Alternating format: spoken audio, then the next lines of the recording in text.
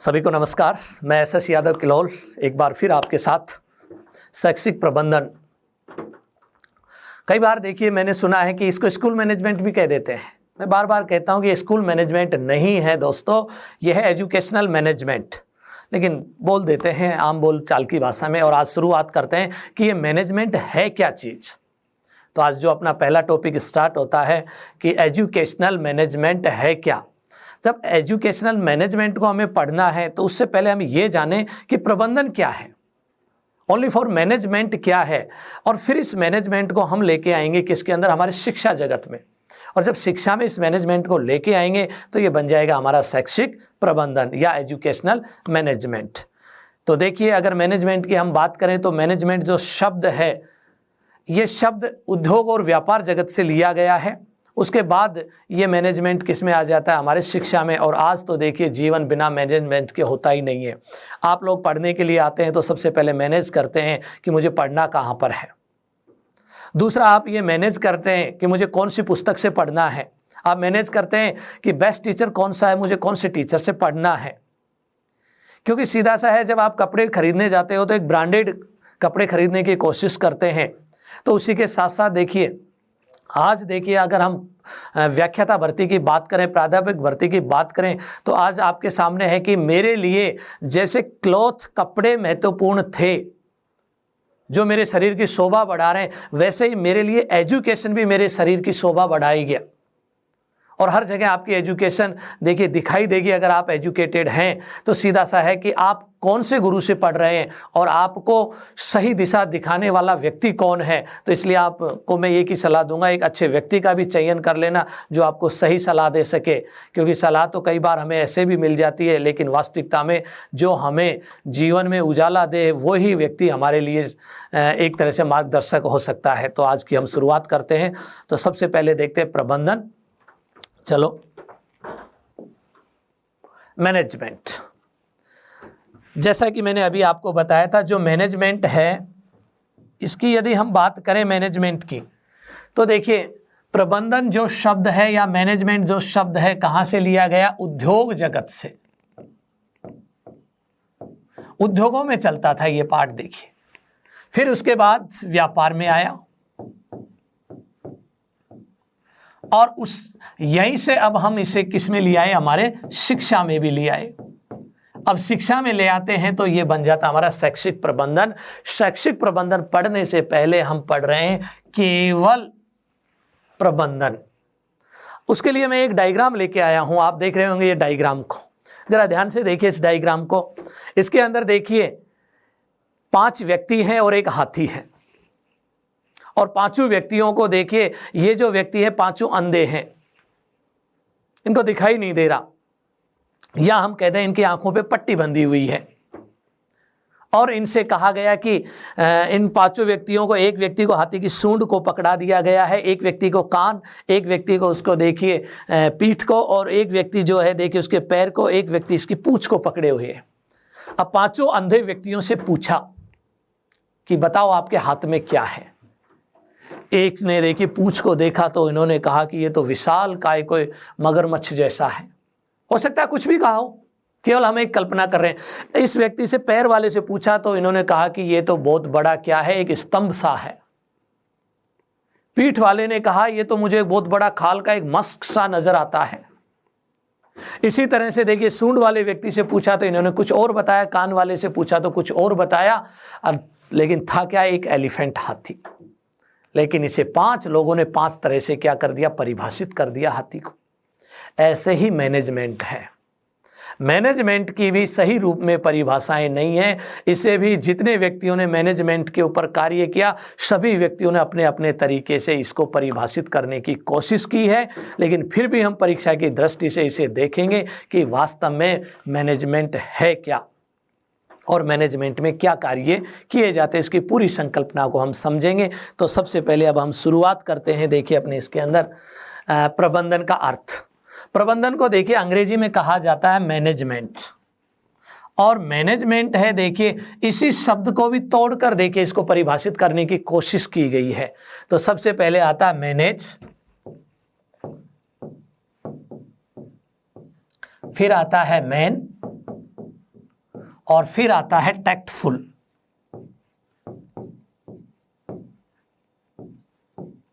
या टैक्टफुल्ली, यानी कहने का है मैनेज। एक तो ये टुकड़ा तोड़ा, फिर उसके बाद मैन, और अंत में बच गया टी, यानी सीधा सा है मैनेज, मैनेज प्लस मैन,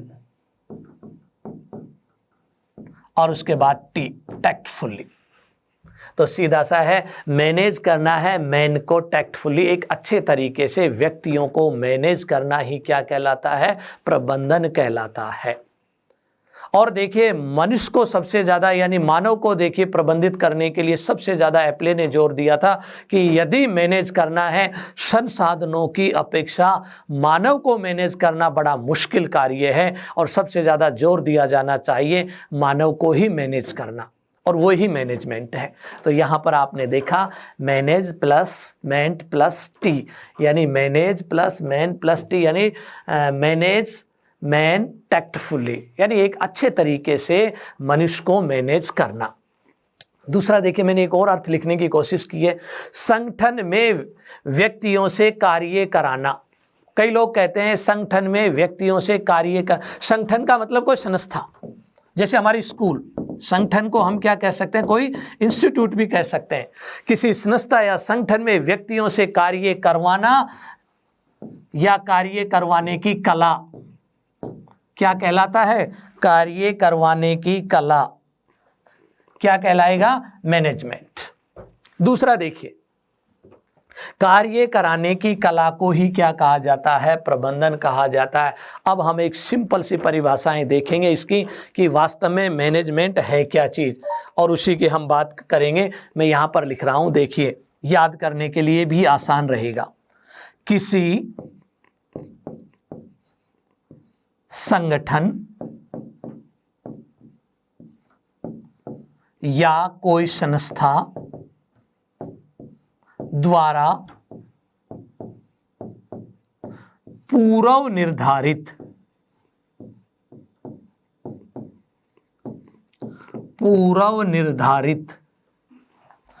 किसी संगठन संस्था द्वारा पूर्व निर्धारित लक्ष्य गोल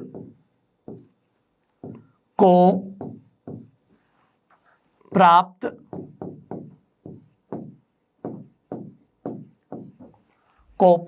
करने का सामूहिक प्रयास। सामूहिक प्रयास याद रखना, अकेला व्यक्ति मैनेज नहीं करता है, ये तो एक समूह में क्रिया होती है। सामूहिक प्रयास, क्या प्रयास करते हैं हम उस संस्था के माध्यम से? क्या करना है, क्या करना है, कब करना है, कैसे करना है, कहाँ करना है, और प्रत्येक व्यक्ति अपने जीवन में मैनेज करना है। आपने भी मैनेज किया, देखिए मुझे किस ऐप पर पढ़ना है, किस टीचर से पढ़ना है, ऑफलाइन अगर क्लास लेनी है तो मुझे कहाँ लेनी है, सब मैनेज किया। मुझे रहना है तो रहने के लिए मुझे रूम लेके रहना चाहिए या अपने पीजी में रहना चाहिए, अपने घर रहना चाहिए, तो सारी चीज़ें मैनेज करते हो। अगर आपको लाइब्रेरी ज्वाइन करनी है तो किस लाइब्रेरी को ज्वाइन करना ज़्यादा अच्छा रहेगा। तो यानी प्रत्येक व्यक्ति अपने जीवन में यानी कोई भी कार्य करने से पहले क्या करता है, कोई भी लक्ष्य को प्राप्त करने से पहले क्या करता है? मैनेज करता है, और उसी मैनेज को हम कहते हैं मैनेजमेंट। तो सीधा सा किसी संस्था संगठन द्वारा पूर्व निर्धारित लक्ष्यों को प्राप्त करने का सामूहिक प्रयास या सामूहिक प्रक्रिया। क्या करना है, कब करना है, कैसे करना है, क्या कहलाता है? प्रबंधन कहलाता है। इस प्रबंधन को देखिए परिभाषित करने के लिए कई विद्वानों ने अपनी अलग अलग परिभाषा भी दी है, लेकिन हम देखिए यहाँ जो प्रबंधन जो करते हैं, किन का करते हैं? बहुत सारे तत्व हैं। प्रमुख रूप से तो दो तत्व हमारे पास आते हैं जिनको हम मैनेज करने की कोशिश करते हैं। प्रबंधन के यदि हम तत्व की बात करें, दो भागों में हम बांटते हैं। एक तो होता है मानवीय संसाधन और दूसरा होता है भौतिक। भौतिक के अंदर देखिए काफी चीजें आ जाती हैं, मानवीय संसाधन और भौतिक संसाधन, इनको मैनेज किया जाता है। मानवीय संसाधन के अंदर तो देखिए कार्मिक हो जाते, कर्मचारी हो जाते, भौतिक संसाधनों में वित्त भी इसी में आ जाता है। भूमि अगर आपको मैनेज करनी है तो भूमि भी है, कोई संस्था का निर्माण करना है तो वो भी इसमें आ जाएगा। उसके अलावा निर्णय लेना है तो किस में आएगा? मानवीय। पैसों की बात करें तो किस में आ जाएगी? इसमें बिल्डिंग है हम आपके पास, कोई स्टैंड का निर्माण करना है, कंप्यूटर लैब का निर्माण करना है, ये सब अपनी किस में आ जाते हैं? भौतिक संसाधनों में आ जाते हैं। इन सबको मैनेज करना किसके लिए मैनेज करते हैं? पूर्व निर्धारित लक्ष्य को प्राप्त करने के लिए। आपको क्या करना है उसका पहले लक्ष्य निर्धारित करना पड़ेगा, उसको प्राप्त करने के लिए कोशिश की जाती है। कुछ विद्वानों द्वारा देखिए परिभाषाएं दी गई है, लेकिन उन परिभाषाओं से पहले कुछ महत्वपूर्ण क्वेश्चन मैं आपको याद दिलाना चाहूंगा। और देखिए, अगर हम महत्वपूर्ण क्वेश्चनों की बात करें तो प्रबंधन के पिता किसको कहा जाता है? पहला क्वेश्चन, वैज्ञानिक प्रबंधन के जन्मदाता कौन है? उसके बाद तीसरा क्वेश्चन बहुत ही महत्वपूर्ण है, प्रबंधन के क्षेत्र में भविष्य का प्रबंधन किसे कहा जाता है? किसे देखिए प्रबंधन का हाईवे, किसे प्रबंधन की आत्मा, किसे प्रबंधन का हृदय, किसे प्रबंधन का इंजन? ऐसे बहुत सारे तथ्य हैं। भारत में प्रबंधन के जनक, प्रबंधन के कार्यों का वर्गीकरण करने वाले, ऐसे कितने क्वेश्चन आएंगे और एक एक करके मैं आपको सारे क्वेश्चनों की बात करूंगा और उनको धीरे धीरे इन परिभाषाओं के माध्यम से क्लियर भी करने की कोशिश करूंगा। लेकिन यदि हम देखते हैं परिभाषाओं से पहले प्रबंधन को देखिए क्या माना गया है? एक प्रक्रिया माना गया, प्रोसेस माना गया। प्रबंधन एक व्यवसाय के रूप में है, प्रबंधन एक अनुशासन के रूप में भी परिभाषित किया है। यानी मेरा कहने का मतलब है कि ये जो डायग्राम आप देख रहे थे, इन अलग अलग व्यक्तियों ने अलग अलग रूप से परिभाषित किया। एक ने तो किसके रूप में परिभाषित कर दिया? प्रक्रिया के रूप में, कि प्रबंधन क्या है? एक प्रक्रिया। एक ने कह दिया प्रबंधन क्या है? एक व्यवसाय है। एक ने कह दिया प्रबंधन क्या है? सार्वभौमिक है। एक ने कह दिया कि ये तो डिसिप्लिनरी, अनुशासिक। एक ने कह दिया कि आर्थिक तत्वों का है। अलग अलग लोगों ने अलग अलग तरह से इसे परिभाषित करने की कोशिश की है और उन्हीं परिभाषाओं को अब हम देखेंगे एक एक करके परिभाषा, और यहां से कुछ क्वेश्चन होंगे जिन्हें आप नोट भी कर लेना। सबसे पहले पीटर ड्रैकर के अनुसार, पीटर ड्रैकर को देखिए कहा जाता है प्रबंधन का जन्मदाता। ये महत्वपूर्ण क्वेश्चन आता है आपका, एक प्रबंधन का पिता, जनक या जन्मदाता किसको कहा जाता है? पीटर ड्रैकर को कहा जाता है। क्यों कहा जाता है? पीटर ड्रैकर की यदि हम बात करें तो इन्होंने देखिए अपनी किताब के अंदर 1854 में इन्होंने एक किताब लिखी थी पीटर ड्रैकर ने, जिसका नाम था द प्रैक्टिस ऑफ मैनेजमेंट। कौन सी किताब लिखी थी? 1854 में इन्होंने द प्रैक्टिस ऑफ मैनेजमेंट। और उसके अंदर इन्होंने जो सबसे ज्यादा जोर दिया था वो किस पर जोर दिया था? उद्देश्यों द्वारा प्रबंधन पर। इन्होंने ये कहा था अपनी किताब में, द प्रैक्टिस ऑफ मैनेजमेंट में कहा था, 1854 में जो किताब लिखी उनमें कहा था जो प्रबंधन होता है उससे पहले उद्देश्य का निर्धारण होना चाहिए और उस उद्देश्य को प्राप्त करने के लिए ही हम प्रबंधन करते हैं। इसलिए इंग्लिश में भी लिखा है मैनेजमेंट बाय ऑब्जेक्टिव्स। कई बार ये पूछ लिया जाता है MBO क्या है? Management by objectives. उद्देश्यों द्वारा प्रबंधन करने की प्रक्रिया किसने बताई थी? पीटर ड्रैकर। और इसीलिए इनको कहा जाता है प्रबंधन का पिता, जनक या फादर कहा जाता है। दूसरा, पीटर ड्रैकर ने देखिए प्रबंधन को क्या कहा? इन्होंने कहा लाइफ ब्लड कहा, इन्होंने जीवन रक्त, जीवन रक्त। क्या कहा इन्होंने? जीवन रक्त कहा। क्यों कहा इन्होंने देखिए जीवन रक्त? क्योंकि देखिए बिना उद्देश्य के आप देखिए कोई कार्य कर ही नहीं सकते, इसीलिए इन्होंने इसको जीवन रक्त की भी संज्ञा दी। तो परीक्षा में पूछ लिया जाए प्रबंधन को लाइफ ब्लड या जीवन रक्त की संज्ञा किसने दी थी? पीटर ड्रैकर ने। MBO किसने दिया? पीटर ड्रैकर ने। और इसीलिए इनको प्रबंधन का पिता या जनक कहा जाता है। और देखते हैं, देखिए अगली परिभाषा, विलियम लुईक। इन्होंने बहुत अच्छी परिभाषा दी, पहले मैं पढ़ लेता हूं फिर बात करते हैं। प्रबंधन से किसी संस्था से मानवीय एवं भौतिक संसाधनों के प्रभावपूर्ण उपयोग, सीधा सा है। अगर आ जाए इफेक्टिव, देखिए यूटिलाइज, देखिए आपके पास कोई भी संसाधन है, उन संसाधनों का आप सब उपयोग करते हैं, लेकिन एक व्यक्ति ऐसा भी होगा जो उसका इफेक्टिव यूटिलाइज करेगा। संसाधनों का इफेक्टिव यूटिलाइज करना ही मैनेजमेंट कहलाता है। कौन कहता है? William Louis. इफेक्टिव यूटिलाइज करना, प्रभावपूर्ण, क्योंकि मैनेज तो सब करते हैं हर व्यक्ति, लेकिन एक को हम कह देते हैं, दो लोग हैं जो मैनेज कर रहे हैं, दो स्कूल चला रहे हैं लोग, देखिए एक स्कूल को हम कहते हैं इसका मैनेजमेंट बहुत अच्छा है, एक को कहते हैं इसका मैनेजमेंट बेकार है। इसका मतलब संसाधन तो दोनों को बराबर थे, लेकिन एक का इफेक्टिव यूटिलाइज था और एक का अनइफेक्टिव यूटिलाइज। कौन? विलियम लुइस कहते हैं। देखिए आगे चलते हैं। रॉस मूरे के अनुसार, रॉस मूरे साहब बहुत ही अच्छी बात करते हैं, प्रबंधन से आस निर्णय लेना। प्रबंधन का आशय किससे बना? यानी मूरे ने सबसे ज्यादा जोर दिया था डिसीजन मेकिंग, निर्णय लेना अपने आप में एक महत्वपूर्ण कड़ी है, और इसीलिए प्रबंधन का भविष्य किसको कहा जाता है? निर्णय को कहा जाता है। प्रबंधन का भविष्य, प्रबंधन का भविष्य कहा जाता है। क्यों कहते हैं? क्योंकि जैसा आप निर्णय लेंगे आगे का भविष्य उसी पर निर्भर करेगा, इसलिए प्रबंधन का भविष्य कहा जाता है किसको? निर्णय लेना। काफी परिभाषाएं हैं, देखिए महत्वपूर्ण परिभाषाएं मैं लेके आया। कुंटज के अनुसार, हेराल्ड कुंटज, इन्होंने प्रबंधन पर अच्छा कार्य किया।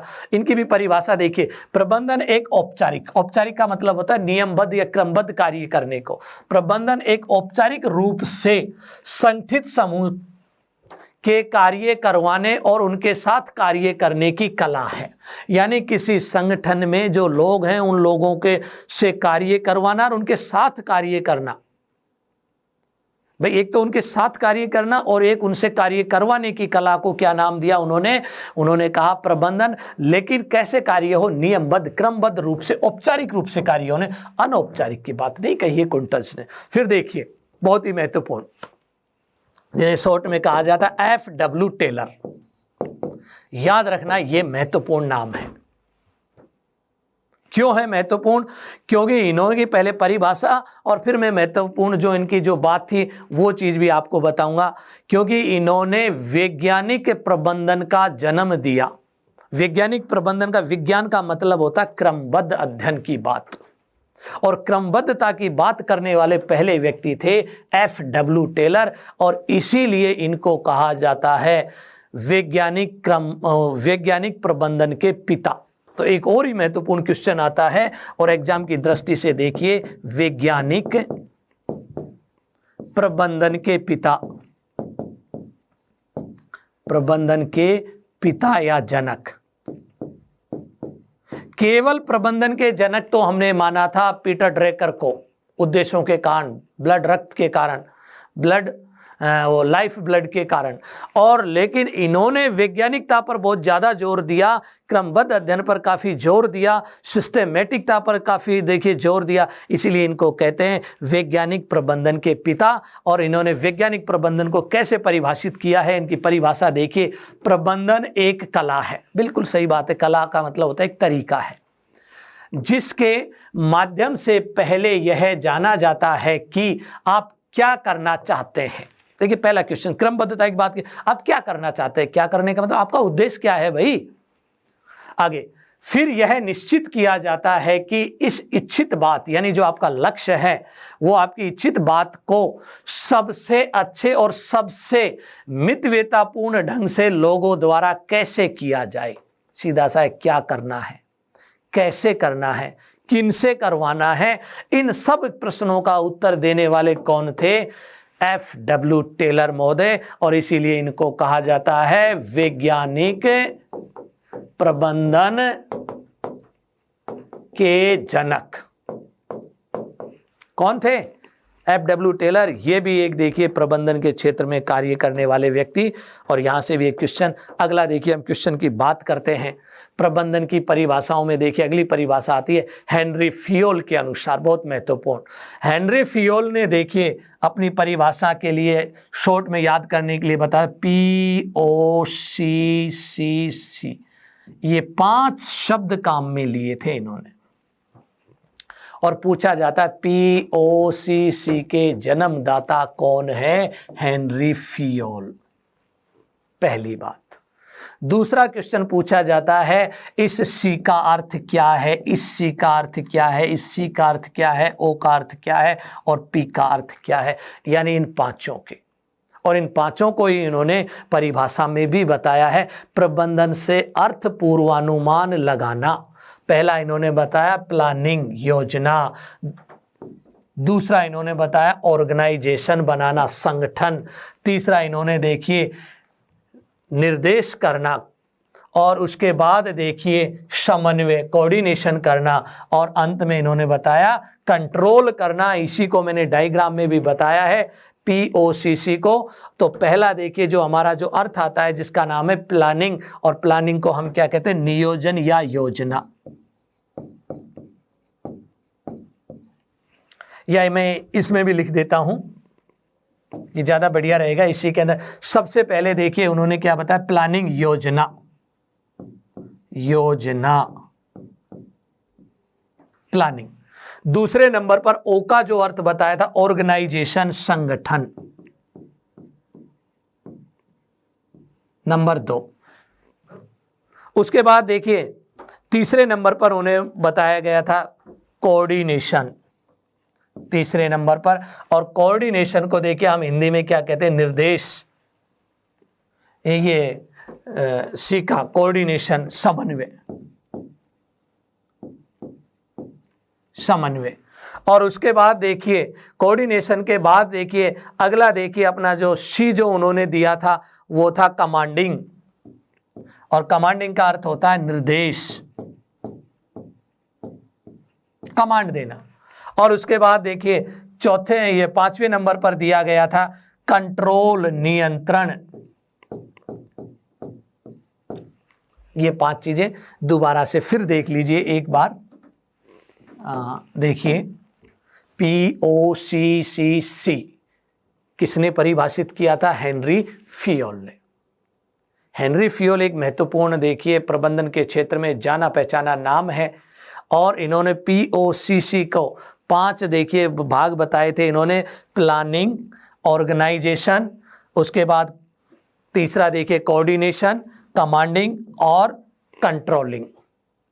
इन्हीं को हेनरी फियोल को ही देखिए एक और नाम से भी जाना जाता है, प्रबंधन के सिद्धांतों के जन्मदाता। याद रखना, प्रबंधन के सिद्धांतों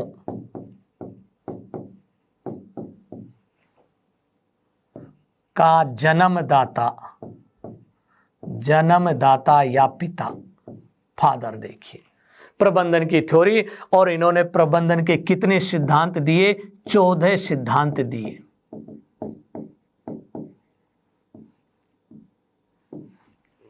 प्रबंधन के सिद्धांतों के जन्मदाता जिनका नाम क्या है? हेनरी फियोल।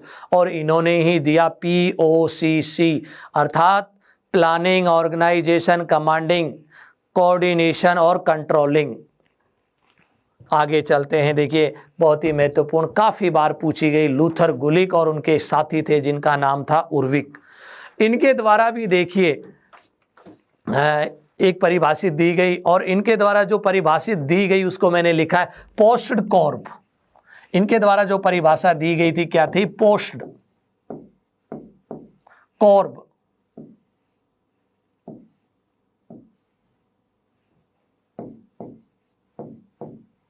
इस परिभाषा के अंदर कितने शब्द हैं? 1 2 3 4 5 6 7 8। कितने बताए गए हैं इसमें? 8 बताए गए हैं। देखिए कितने बताए गए हैं? 8। लेकिन 8 नहीं है, 7 ही है। याद रखना, ये एक साथ है कोऑर्डिनेशन। कोऑर्डिनेशन को कैसे लिखा है? CO। पोर्ट्स कॉर्ब, और पोर्ट्स जो कॉर्ब है, जैसे आपने देखा हेनरी फ्योल ने 5 बताए, इन्होंने कितने बताए? 7 तत्व बताए हैं इसके लिए अपनी परिभाषा में। इनके साथी कौन थे? उर्विक। क्या क्या बताए इन्होंने? 7। और देखिए पहले मैं इनका अर्थ यहाँ पर बता देता हूँ, उसके बाद हम देखेंगे और आगे। चलो देखते हैं। सबसे पहले इन्होंने बताया P फॉर प्लानिंग, यानी नियोजन। हेनरी फ्योल के अनुसार प्लानिंग। दूसरा देखिए इन्होंने जो बताया है O का मतलब ऑर्गेनाइजेशन, संगठन। तीसरे नंबर पर देखिए इन्होंने बताया S फॉर स्टाफिंग, नियुक्ति। और 4 नंबर पर बताया इन्होंने डायरेक्टिंग, निर्देश। और 5वें नंबर पर देखिए जो इन्होंने बताया है कोऑर्डिनेशन, समन्वय। और 6ठे नंबर पर बताया इन्होंने रिपोर्टिंग, प्रतिवेदन। और 7वें नंबर पर बताया बजटिंग, अर्थात बजट निर्माण। ये 7 देखिए इन्होंने बताया, पहला, दूसरा, तीसरा, चौथा, 5वां, 6ठा और 7। लेकिन वर्ड कितने इसमें? 8 हैं इसमें वर्ड। यदि आप देखोगे ये एक ही है, CO, और इसे कहा जाता है पोस्ट कॉर्प। बताने वाले कौन थे इसके अंदर? लूथर गुलिक व उर्विक। ज्यादातर देखिए इसको यदि हम देखें तो लूथर गुलिक महोदय का ज्यादा नाम आता है, और उन्होंने एक किताब लिखी थी 1937 में। उस किताब का नाम था प्रशासन विज्ञान, यानी एडमिनिस्ट्रेशन साइंस। उसके अंदर इसका जिक्र किया था इन 7 तत्वों का, और वहां उन्होंने इस चीज को बताया। और इन 7 तत्वों को जहां पर देखिए किया जाता है वही कहलाता है प्रबंधन। कौन कहते हैं? लूथर गुलिक और उर्विक महोदय कहते हैं कि ये जिसमें इन 7 चीजों का समावेश हो वही क्या है? वही है हमारा पोस्ट कॉर्प, अर्थात प्रबंधन। अब आपने काफी कुछ पढ़ा, परिभाषाएं। एक बार फिर मैं थोड़ा सा रिवाइज कर रहा हूं, जैसे मैं क्वेश्चन आपसे पूछूं। प्रबंधन का भविष्य किसे बताया था मैंने? प्रबंधन के जन्मदाता किसे कहा था? वैज्ञानिक प्रबंधन के जन्मदाता किसे कहा? POCC किसने दिया? प्रबंधन के सिद्धांतों के जन्मदाता किसे कहा? प्रबंधन के जन्मदाता किसे कहा? पोस्ट कॉर्प किसने दिया? ये सारे क्वेश्चनों को आप एक बार रिवाइज कर लीजिए और उन्हें याद रखना। आगे बढ़ते हैं। देखिए जितनी भी परिभाषाएं पढ़ी, उन परिभाषाओं से कुछ विशेषताएं निकल के आई हैं। मैंने सारी एक जगह लिपिबद्ध कर दी हैं ताकि उनको समझाने में और उनका सीक्वेंस आपके सामने रहे, और उन्हीं को मैं लिख के लाया हूं। देखिए प्रबंधन से अभिप्राय क्या है? दूसरे व्यक्तियों से कार्य करवाना, सीधा सा है। प्रबंधन का सीधा सा अर्थ होता है दूसरे व्यक्ति से कार्य कराने की कला ही क्या कहलाती है? प्रबंधन कहलाती है। सिंपल सी बात है। उसके बाद देखिए प्रबंधन अप्रत्यक्ष शक्ति है। मैनेजमेंट क्या दिखाई देता है? ये तो मस्तिष्क की उपज है जो दिमाग में चलता रहता है। इसलिए ये कैसा है? अमूर्त शक्ति है। प्रबंधन क्या है? अमूर्त होता है, जो दिखाई नहीं देता है। उसके बाद आता है प्रबंधन लक्ष्य परक प्रक्रिया। बिल्कुल सही है। MBO पीटर ड्रेकर ने कहा था, मैनेजमेंट बाय ऑब्जेक्टिव्स, लक्ष्य आधारित है। बिना लक्ष्य के मैं कहूं चलो मैनेजमेंट करो, आप किस चीज का करोगे भाई मैनेज? पहले कोई लक्ष्य तो दिया जाए। लक्ष्य है आपके सामने, व्याख्याता बनना, और कोई लक्ष्य ही नहीं होना चाहिए आपके सामने। आपका लक्ष्य, उस लक्ष्य के लिए आप जैसे संसाधन, मानवीय हो या भौतिक संसाधन, आप मैनेज करेंगे, आप सफलता के उतने ही नजदीक होंगे। यह गतिशील कार्य है। बिल्कुल सही है। गत्यात्मक, क्योंकि ये कोई स्थायी चीज नहीं है कि मैनेजमेंट पल पल बदलने वाला होता है, क्योंकि तुरंत निर्णय लेना पड़ता है। प्रबंधन की प्रकृति सार्वभौमिक और या व्यापक है। प्रबंधन हर लेवल पर होता है, छोटे से छोटे स्तर पर, मध्यम स्तर और उच्च स्तर पर। प्रत्येक स्तर पर देखिए मैनेज किया जाता है, इसलिए सार्वव्यापिक है ये। उसके बाद देखिए प्रबंधन की प्रकृति परिवर्तनशील। मैंने यही कहा था ये गतिशील है, अर्थात ये परिवर्तनशील है। प्रबंधन एक सामाजिक प्रक्रिया। बिल्कुल सही है, क्योंकि ये सहयोग से की जाती है, मिलजुल कर करते हैं।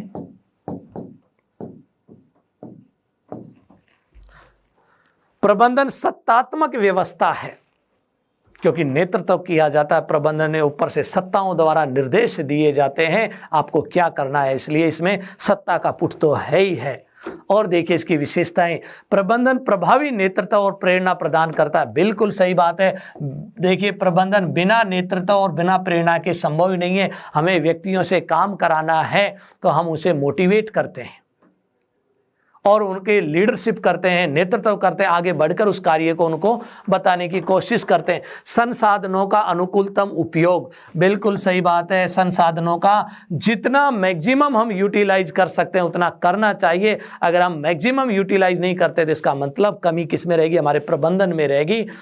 इसलिए अनुकूलतम उपयोग। और देखिए अगला, कार्य कराने का तरीका व्यवस्थित तथा अनुशासनात्मक होता है। तो यहां पर भी बात कहिए प्रबंधन कैसा है, व्यवस्थित कार्य कराने, और दूसरा अनुशासनात्मक, अनुशासन प्रदान करता है, डिसिप्लिनरी। फिर देखिए प्रबंधन एक कैसा है, परिणाम परक कार्य है। बिल्कुल सही है। प्रबंधन का जो हमारे उद्देश्य की प्राप्ति हो जाती है इसका मतलब हमें उसका कोई ना कोई परिणाम मिलना चाहिए। फिर आता है संगठन का मस्तिष्क। प्रबंधन को क्या कहा जाता है, संगठन का मस्तिष्क। ये सवाल भी पूछ लिया जाता है। प्रबंधन क्या है, एक संगठन का मस्तिष्क है। संगठन क्या है, कोई भी संस्था, कोई भी संस्था या संगठन का मस्तिष्क किसको कहा गया है, मैनेजमेंट को, क्योंकि सारा काम किससे होता है, ब्रेन से होता है। वृद्धि का इंजन, प्रबंधन को वृद्धि का इंजन देखिए एक अर्थशास्त्री हुए हैं जिनका नाम जोसेफ ए शुपिटर, और इन्होंने इसे क्या कहा, अर्थशास्त्री महोदय ने वृद्धि यानी ग्रोथ का इंजन कहा इसे। प्रबंधन बहु अनुशासनात्मक प्रक्रिया है। बहु अनुशासनात्मक का अर्थ होता है मल्टी डिसिप्लिनरी है ये, क्योंकि यहाँ पर कोई एक तरह का डिसिप्लिन काम में नहीं आता, अनेक तरह का डिसिप्लिन काम में आता है, इसलिए इसको कहा गया है मल्टी डिसिप्लिनरी। किसको कहा गया है, प्रबंधन को। ये सारी विशेषताएं थी आपके सामने, एक बार आप पढ़ेंगे, इन्हें दोहराएंगे तो याद हो जाएंगी ये चीज़ें। अब आता है प्रबंधन की प्रकृति। तो देखिए हम बात कर रहे हैं प्रबंधन की प्रकृति। प्रबंधन की प्रकृति में दो तीन चीज़ें पूछी जाती है, प्रबंधन कला है, प्रबंधन विज्ञान है, या विज्ञान और कला दोनों चीज़ है, इन सब चीज़ों पे। तो सबसे पहले आता है प्रबंधन की प्रकृति के अंदर हम लिखते हैं प्रबंधन एक कला है। तो सबसे पहले कला को हम अंग्रेजी में कहते हैं आर्ट। आर्ट क्या होती है भी, अगर हम कला की बात करें, कला क्या होती है। अच्छा, कला जन्मजात होती है क्या, चलो हम बात करते हैं, कला जन्मजात है क्या, व्यक्ति जन्म से लेके आता है क्या कला को, या अर्जित की जाती है कला, बताइए। आप भी सोच रहे होंगे कि क्वेश्चन अजीब सा दे दिया कि कला जन्मजात है या अर्जित की जाती है। कला जन्मजात होती है भाई दोस्तों, याद रखना एक चीज। केवल कला के गुण हो तो उन गुणों को हम प्रशिक्षण के माध्यम से, अभ्यास के माध्यम से परिमार्जित कर सकते हैं, परिष्कृत कर सकते हैं, लेकिन गुण पैदा नहीं कर सकते। जैसे किसी बच्चे, आप एक क्लास ले ली, उस क्लास में 40 बच्चे, 40 बच्चों को आप गाना गाने की प्रैक्टिस कराओ, अभ्यास कराओ सबको, क्या सब बच्चे सिंगर बन सकते हैं? जिन बच्चों में ये गुण है सिंगिंग का, उन बच्चों को ट्रेनिंग दी आपने, प्रशिक्षण दिया, वो तो सिंगर बन जाएंगे, और जिनमें ये गुण नहीं है तो वो कभी भी देखिए नहीं बन पाएंगे। ऐसे ही सभी व्यक्ति जो मार्कर पकड़ लेते हैं, आजकल आप देख रहे हो मल्टीमीडिया के ऊपर, चाहे पढ़ाना आए नहीं आए, मार्कर पकड़ के यूट्यूब चैनल बना के और पढ़ाना शुरू कर दिया। बहुत सारे ऐसे व्यक्ति भी हैं जिन्हें न विषय की जानकारी होती है, न पढ़ाने की कला होती है उनमें, क्योंकि शिक्षण कोई चाय का प्याला नहीं है, कोई भी आए और पी के चला जाए। और देखिए प्रबंधन, देखिए कोई इतना सिंपल नहीं किसी किताब को पढ़ के और आप कह दें कि मैं मैनेजमेंट करना सीख गया, नहीं। तो प्रबंधन एक कला है। कला का मतलब होता है कार्य करने का तरीका, कार्य करने का तरीका या कार्य कराने का तरीका, एक तरह से कला। और ये जो कला आती है हमें किससे आएगी, अभ्यास से। किससे आएगी, अभ्यास से। अभ्यास के, देखिए किसी चीज का अभ्यास होता है, उस अभ्यास के लिए हमें क्या लेना पड़ता है, प्रशिक्षण लेना पड़ता है। और प्रशिक्षण लेने से हमारे अंदर क्या आ जाती है, दक्षता आ जाती है। और ये दक्षता देखिए किस में बदल जाती है, कौशल में बदल जाती है, स्किल में बदल जाती है। और जब हम पारंगत हो जाते हैं तो देखिए हम उस चीज़ को, कार्य को बहुत ही सावधानी से कर देते, कोई गलती नहीं करते। तो हम कहते हैं इसको कार्य करने का तरीका आता है, इसको नहीं आता है, इसको पढ़ाना आता है, इसको पढ़ाना नहीं आता। इंटेलिजेंट होना अलग बात है, पढ़ाना अपने आप में एक कला है। इसी तरह प्रबंधन देखिए अपने आप में क्या है, कला है। कार्य कराना और कार्य करना दोनों चीजें इसमें शामिल होती हैं। इसलिए हम कहते हैं कला क्या है, जन्मजात गुण होता है व्यक्ति के अंदर, जिसे परिस्थितियों के अनुसार हम ढाल सकते हैं। इसलिए दूसरा एक शब्द कला क्या है, पारिस्थितिजन्य है, ये लिख रखा देखिए।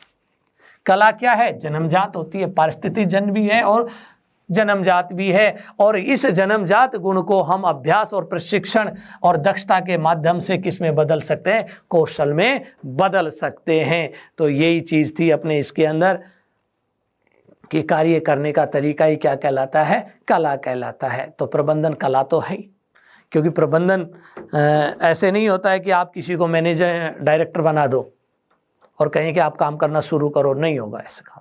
उसके लिए देखिए ये सब चीज़ें जरूरी है। दूसरा आता है विज्ञान, साइंस। क्या प्रबंधन विज्ञान है? याद रखना दोस्तों, जब भी विज्ञान शब्द आए तो सबसे पहला आता सिस्टेमेटिक वर्क, क्रमबद्धता बहुत जरूरी होती है। विज्ञान की पहली सीढ़ी होती है क्रमबद्धता, सिस्टेमेटिक, और जिसमें क्रमबद्धता हो वो सब चीजें क्या होती है, विज्ञान होती हैं। इसीलिए देखिए अर्नेस्ट डेल ने एक परिभाषा दी है। उन्होंने क्या कहा था, प्रबंधन एक सरल यानी सॉफ्ट साइंस है जो कोर नियमों से रहित है। इसमें साइंस के वो कोर नियम तो नहीं अपनाए जाते, लेकिन कार्य के अंदर क्या आनी चाहिए, क्रमबद्धता, सिस्टमेटिक रूप से कार्य तो होना ही चाहिए। आप काम करने में पारंगत हैं लेकिन आप में विज्ञान का गुण नहीं है, तो देखिए जो कार्य पहले करना था वो बाद में करेंगे, जो बाद में करना था वो कार्य पहले कर देंगे।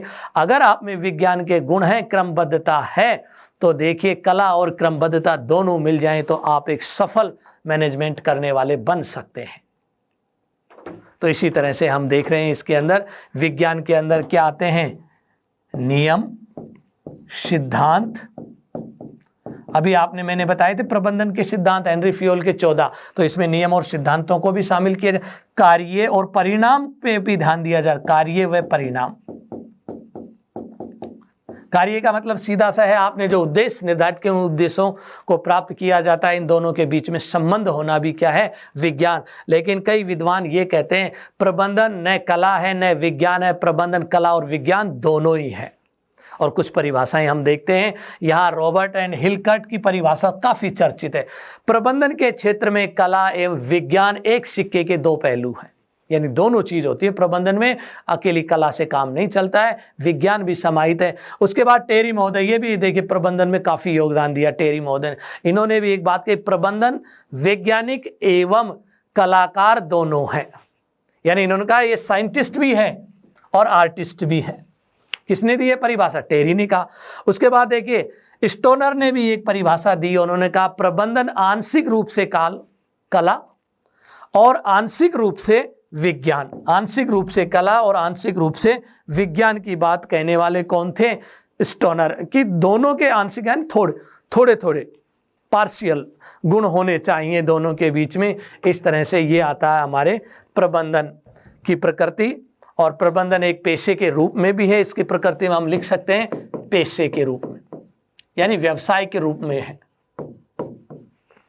और देखिए प्रबंधन का स्तर, प्रबंधन की यदि बात करें तो प्रबंधन को 3 स्तरों में बांटा जाता है दोस्तों, याद रखना। तभी तो मैंने लिखवाई थी इसकी विशेषताओं में आपको कहा था प्रबंधन प्रत्येक स्तर पर किया जाता है। प्रबंधन के 3 स्तर बताए गए हैं। प्रबंधन के कितने स्तर लिए गए, 3 स्तर लिए गए हैं। पहला स्तर आता है देखिए यहां निम्न स्तर, निम्न स्तर। फिर आता है मध्यम स्तर और तीसरे नंबर पर आता है उच्च स्तर। तो प्रबंधन के कितने स्तर होते हैं, परीक्षा में पूछे तो 3 स्तर होते हैं, निम्न, मध्यम और उच्च। उच्च स्तर पर लोग कौन होते हैं? उच्च स्तर की यदि हम बात करें तो उच्च स्तर पर देखिए प्रबंधन के अंदर जो होते हैं वो एक तरह से सीओ होते हैं, CEO, chief educative officer. Chief educative officer का मतलब होता है नीति निर्माण करने वाले, निर्माता। इन नीतियों को लागू करने वाले जो होते हैं वो होते हैं मध्यम स्तर के। नीतियों को लागू करने वाले होते हैं एचओडी। एचओडी क्या होता है? Head of department. Head of department. ये जो नीतियां बनाई है इन नीतियों को क्या करते हैं?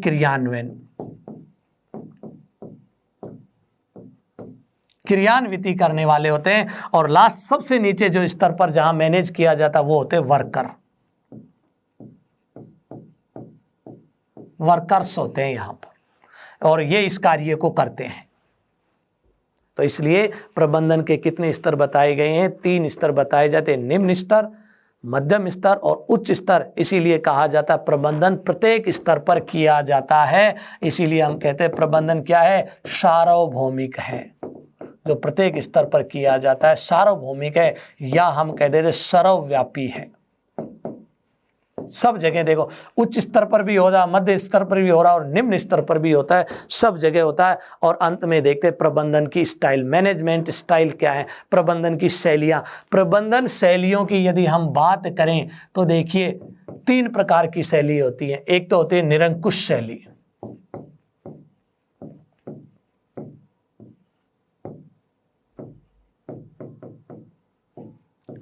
ये देखिए व्यक्ति विशेष के अंदर ही सारी सत्ताएं होती हैं, उसे कहा जाता है निरंकुश शैली। उसके बाद देखिए दूसरी शैली आती है लोकतांत्रिक शैली, जिसमें सब मिलजुल कर काम करते हैं और सबको देखिए कार्य का बंटवारा किया जाता है उनकी योग्यता के अनुसार, लोकतांत्रिक शैली। और तीसरी होती है समन्वयकारी, इन दोनों का समन्वय।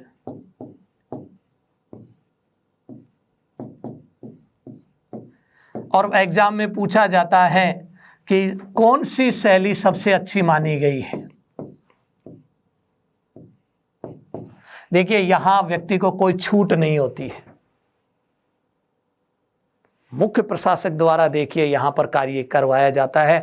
यहां सभी मिलजुल के काम करते हैं। प्रजातांत्रिकवादी शैली है, सहयोगात्मक शैली है, मिलजुल कर सहयोग से कार्य किया जाता है। लेकिन समन्वयकारी में दोनों गुण होते हैं। कुछ जगह तो निरंकुश होती है तो कुछ जगह कैसी है? लोकतांत्रिक। इसलिए सबसे अच्छी कौन सी शैली को माना गया है? सबसे अच्छी जो शैली मानी गई है वो शैली आती है हमारी लोकतांत्रिक शैली, ना ये समन्वयवादी जो शैली है इसको। अब देखिए बड़ी स्लाइडें हो जाती हैं, इसलिए अगला जो मैंने पार्ट इसका लिया है, दूसरा पार्ट शैक्षिक प्रबंधन। यानी अब तक तो हमने केवल प्रबंधन का अर्थ पढ़ा, अब दूसरे पार्ट में हम पढ़ेंगे शैक्षिक प्रबंधन का अर्थ, परिभाषाएं और उसके कार्य, उन सबको एक साथ देखेंगे और वो अगली स्लाइड में। ठीक है।